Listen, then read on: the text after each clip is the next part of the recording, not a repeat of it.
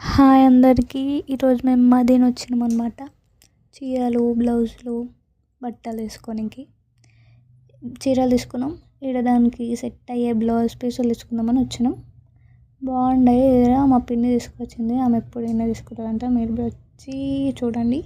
అన్ని కలర్స్ ఉన్నాయి, డిజైన్స్ కూడా బాగున్నాయి. 400 నుంచి స్టార్ట్ అంట. ఇక్కడనే మా అమ్మ వాళ్ళకి ఈడ కుర్తాల కోసం చూస్తున్నారు అనమాట. తీసుకున్నాం 5 మందికి. అట్లా 5 మందికా ఏమో ఎంతమందికో తీసుకొని ఈడ కమ్మల కాడికి వచ్చేసినాం.